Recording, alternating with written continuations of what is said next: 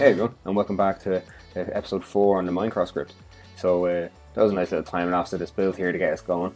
I won't lie, I had recorded this whole segment already, and I never turned the audio back on from when I was recording the time lapse stuff. So we're going back, we're doing this all again. So this is the little holding cell in here for our different villagers. So I managed to get some in already, and it was quite the pain, I won't lie. But we used the villager mechanics to attract them into their workstations and trot them in here. So hopefully when I'm getting a few more in the future, I might be able to show that off if needs be. And then we can get a look at this placement at the front. So I'm just using gates to protect them for the minute until I get it from any zombies or anything, until I get a bit more creative. And then we have our second tier up here as well. So there's plenty more room for villager storing systems up here. And there's a little sneak peek at our functioning villager breeder that we got going as well now. As our first villager that we bred, so it's actually a nice little way of seeing it when he'll go up onto the step, and then when he grows up, his head will hit that water block, and then he'll float up and he'll land up over here, and then we can collect them up and bring them where we want to bring them. So I need to think of a way to do that now. On the outside of this here, I'd spent ages kind of just digging this into the ground here, so it's about 10 or 12 blocks into the ground, and then built about 7 or 8 blocks up in the air. I think there's an okay view of it over here.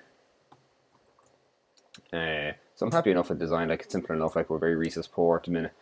So resource poor even, sorry, at the minute. So a lot of spruce in there, and then the cobblestone. But I think it looks good. I'm relatively happy with it. And we've got some farms, small farms to go here. So we have some pumpkin farms going. So we use the jack-o'-lanterns, as you see in the villager cells over there. And then they'll be used for trading in the future. And then we started an automatic sugarcane farm as well, just to start building up some sugarcane supplies for future trading. So as you see in the villagers we have in there, we just have some fletchers for some easy emeralds to begin with, because they trade sticks relatively easily, and then I've got our toolsmiths there just to help get our gear set up. So I think what I'll work on now is work on getting some librarians there, and let's see if we can find some good enchanting books for our gear. And then this is just our village breeder. So what I did is I just completely copied and used the Logic Leap Boys design, and it just works the absolute treat. So we have one farmer villager, one other villager. They got the beds here. We can, and then they breed from there, and we'll collect them over here. So, I was doing some branch mining to come out and kill some time. When I was breeding up some cows, I got some leather to make lecterns, and I needed some gold, so I started coming branch mining, and we stumbled across something amazing. That's right, an abandoned mine shaft. Now I went through already, and I lighted it up, but I didn't collect anything from it. So let's see what we can get. Let's pick up all these rails and all these ores. It was a very exciting find. As I said, I went already and light it all up, so we got some diamonds over there and plenty of ores in the wall. So let's check it out. I'm still touching the ores and stuff, so that when I have a fortune later on, we can get most bang for a buck out of them. Nice.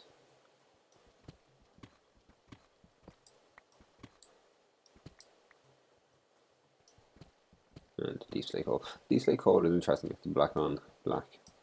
It's an interesting decoration block. Not that I'd be able to use it for anything, but more talented individuals definitely could. What makes it quite hard to actually see the coal. There's an example there. There's one there.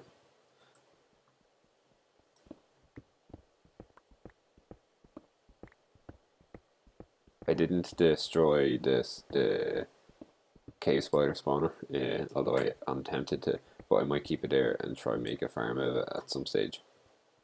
It's probably the better thing to do.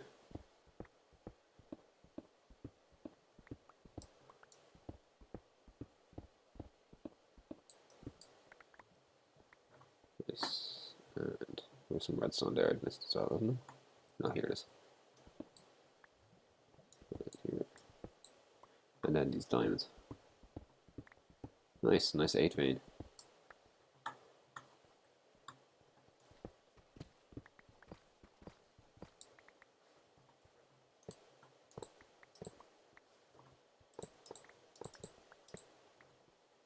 So there's something I really want to show you before we go into too much of I think it's up here. That's right, cobblestone on the ground. we got ourselves a mob spawner. So this is a zombie spawner. There's some nice loot in there, so let's take the whole thing to chest now. But it kind of gets a bit better than that, because if we go down here and just over to the left, there's another one. And this was a skelly spawner, although it's got no chest, which is really annoying. But I'm really hoping that these guys are within range, so I'm going to dig out a good bit of this now and see if they are in range of each other, and we can make a double spawner out of it. But if not, then I'll just focus on the skelly spawner. So let's see how we got on now. Fine.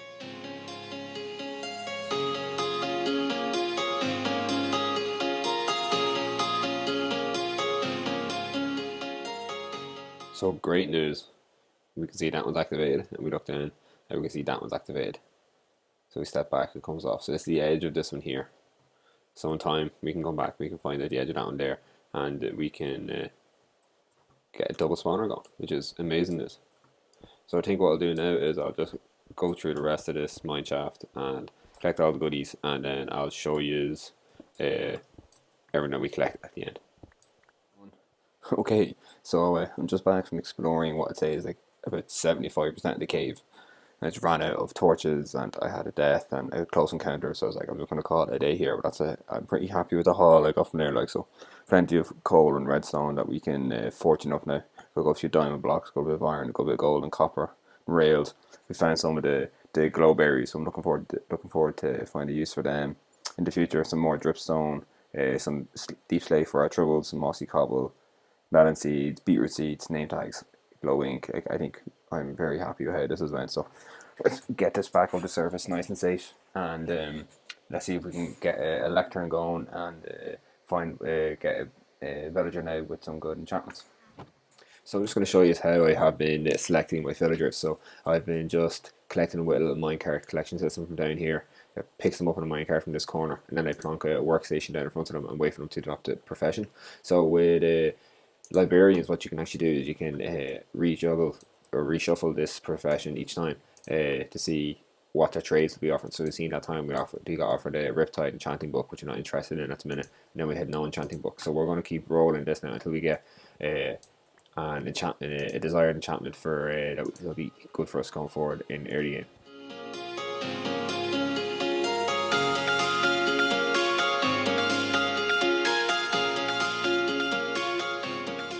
So here we go. Here's an example of one here. It took about, I don't know, maybe 90 seconds to get this one, which is pretty quick, but Feather Falling 4 is something that's going to be very helpful to us. Price is not amazing, but it's not the worst, and it's got a pretty cheap bookshelf trade. So what we'll do now is we'll lock this trade in by buying a bookshelf off him. I'll go get a few more emeralds, we'll buy this bookshelf up, and then I'll show you how I've been dropping the villagers in to the workstations down below.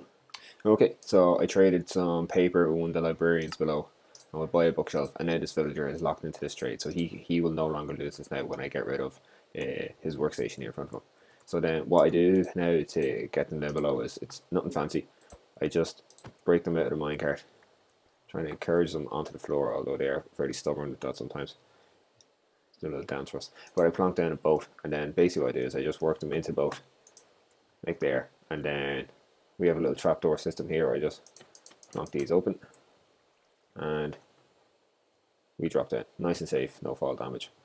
And then it takes a little bit of jiggery pokery here to get them going. So what I like to do is, I should have got my stone brick, I can fix that later, is I like to block up these areas here like that, and then plonk down his workstation into the back here, break him out of the boat, and then let his AI take him into his workstation in there. Break that, might just encourage him a bit further.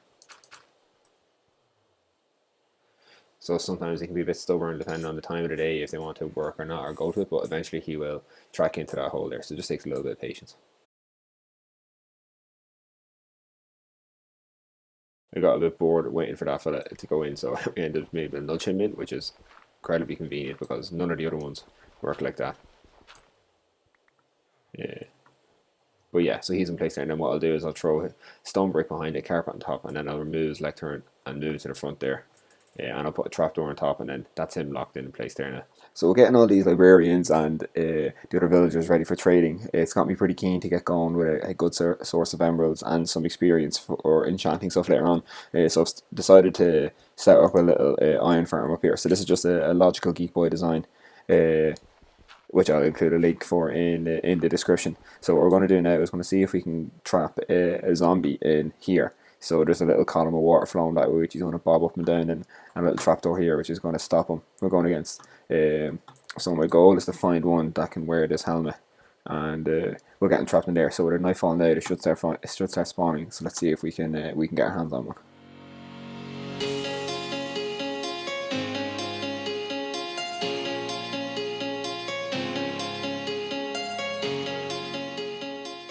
Okay, so that was actually pretty handy. He was the first zombie we came across. It was one that was eligible to pick up items. So like no, I think it's like 1 in 8 or something like that. It's less likely. So we got him in here. Okay, I'm pretty sure with the helmet on he'll be protected from sunlight, and I'm pretty sure with this block on he'll be protected from sunlight. So what I'm gonna do now is just go sleep, and hopefully he'll still be there when we get back. Okay, so it's daytime and he's still here. So that's great news. So we're just gonna block him up here. He's not up and down, and that's frozen there. That's annoying. Why did that happen? Let's hope that doesn't freeze up again. So I'm just going to block him up there now for when we're getting our villagers put in place. Which I think will be the next protocol now. So I am just going to expand this around a little bit. So we got plenty of working space. And try and attract some villagers up here onto beds I'm going to put in place now. So let's get that done, and then we just get the killing chambers in place, and we're going to have a pretty good source of iron. Okay, so we've built up 3 of the modules. You can see one of them working there, lovely, and you can see how it disturbs under sleep, which is great. So I'm going to attempt to build the last one here on camera. So you want to come to this block here, actually not this one. I had a villager incident getting back in bed, that's what it was. So you want to come to the diagonal here, level up the bed, then come up 3 more blocks, and then using your solid block as choice, come up there, and you're going to create a 5x4 platform. So it's the 4, and then 5 down this way, 3, 4, 5, and just fill this in here.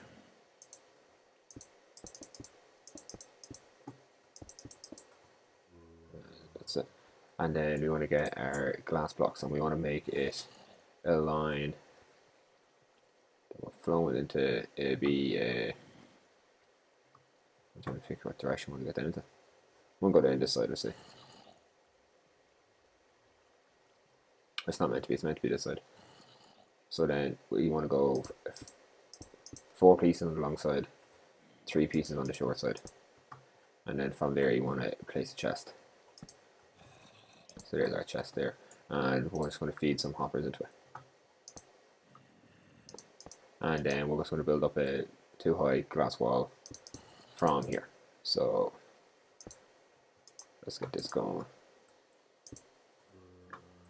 So it's 2-high glass wall just around the glass is the kind of best block for this because it's non-spawnable.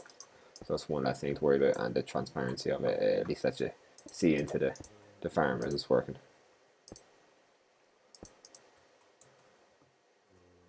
So I just like to get the perimeter around here to get it right first. Ready. I'll make that for second block high.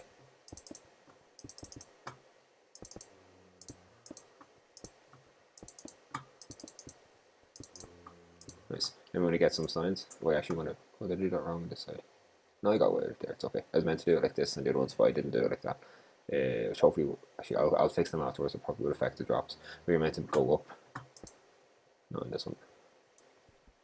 You're meant to go up 2 blocks here in the corners. So 1, and 2, and 1, 2, and then from here we place some of our signs to trap our lava. So you can go on this block here, and this block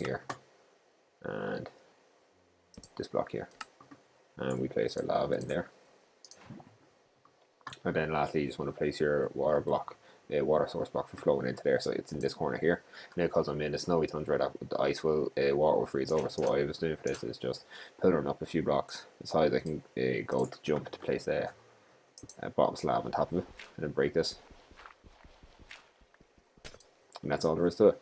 So I'll go back and I'll fix these around afterwards. So looking forward to seeing how much I can get out of this. I think it's a relatively productive farm. I had an absolute nightmare getting the villagers up here. They get moving the village themselves wasn't too bad in the sense I just used the mechanic to get them for them to find the bed, and they just walked themselves right up to the bed and broke the blocks around it. And logically, boy talks through that in his video. But I had lots of creeper accidents and zombie spawner accidents that you can't see in this because I logged out and took a little bit of a break before I came back into it, but I had pretty much blown up like all my chests over there, and yeah, it wasn't a good time for me. So you can see in the chest configure a few single chest stuff there. But look, we got through it, we got them here, so let's start collecting some iron, and then we can start trading up, getting some more emeralds and getting some XP and improving our gear.